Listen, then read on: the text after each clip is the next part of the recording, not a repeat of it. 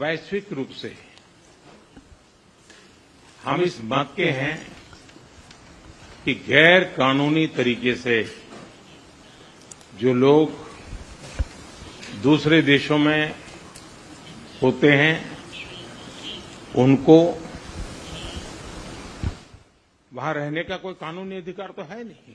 हमने हमेशा कहा है कि जो वेरीफाइड होगा, कि जो सच्चे अर्थ में भारत का ही नागरिक होगा, वो अगर अमेरिका में गैर कानूनी तरीके से रहता है तो उसको वापस लेने के लिए भारत तैयार है। ह्यूमन ट्रैफिकिंग में जुड़े हुए पूरे इकोसिस्टम पर हमने वार करना चाहिए। अमेरिका और भारत मिलकर के हमारी कोशिश है और हमारी कोशिश रहनी चाहिए। Prime Minister, the US is giving a lot of push to curb illegal immigration, and India has been cooperating on this issue.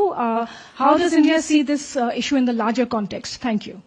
सवाल सिर्फ भारत का नहीं है, वैश्विक रूप से हम इस मत के हैं कि गैर कानूनी तरीके से जो लोग दूसरे देशों में होते हैं उनको वहां रहने का कोई कानूनी अधिकार तो है नहीं।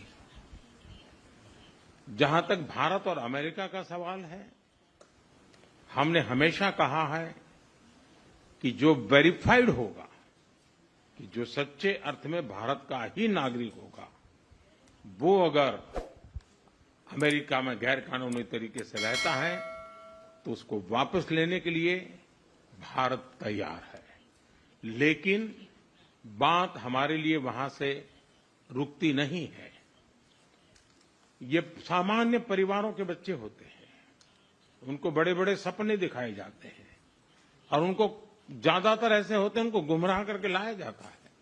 और इसलिए ये ह्यूमन ट्रैफिकिंग में जुड़े हुए पूरे इकोसिस्टम पर हमने वार करना चाहिए।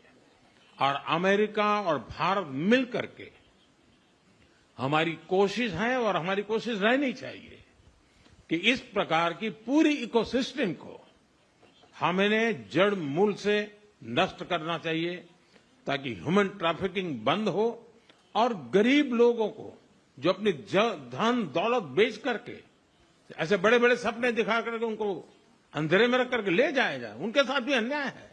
और इसलिए हमारी बड़ी लड़ाई उस पूरे इकोसिस्टम के खिलाफ है और मुझे विश्वास है कि राष्ट्रपति ट्रंप भी इस इकोसिस्टम को खत्म करने में भारत का पूरा सहयोग करेंगे।